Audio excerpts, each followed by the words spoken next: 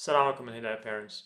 So alhamdulillah, as we continue with the series that we started, and the last episode we talked about how you're pouring from your own cup into your children's cup, and before that we talked about the first 7 years of our life.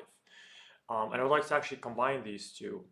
And one of the things that actually most of us hate to actually think about is to reflect on is our own reality, like, or our own identity. How was that molded? How was that shaped?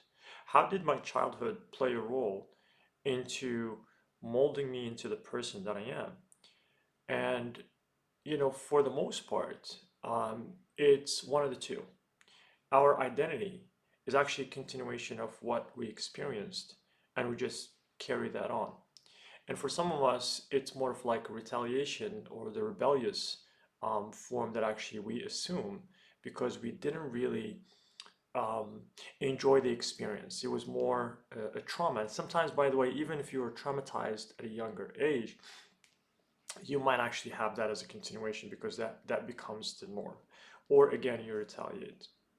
But even those of us who actually did have a good experience, like alhamdulillah, you were really going through life the way that you're supposed to Islamically.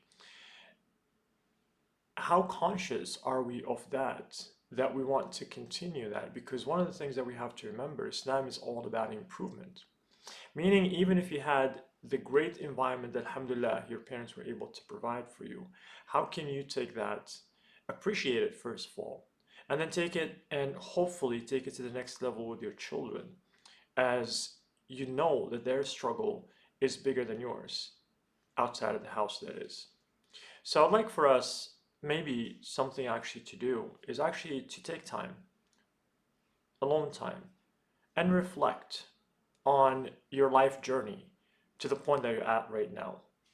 And even take a note and start writing down the things that you know about yourself, who you are, the way that you act, the way that you react, the way that actually you treat others, the way that actually you react to the way that people treat you, the way that you speak, the way that actually you hold back, the way that actually you internalize things, the way that actually you express yourself.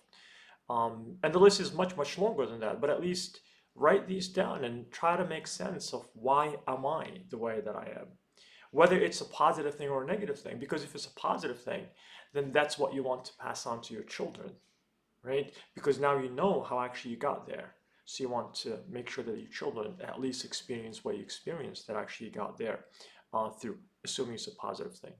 But then if it's actually something that maybe it's not so positive, then try to understand what has led me to actually feel this way or be this way.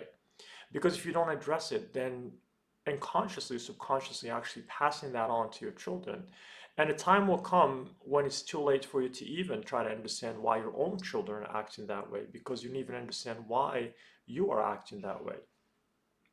And I would like and appreciate your comments on the videos that we're making to help us, inshallah, make more videos about the practicality of not only raising our children the right way, but also to assess and reassess ourselves as the parents, as the mentors, as the leaders, as the shepherds of our own households. Assalamu alaikum wa rahmatullahi ta'ala wa barakatuh.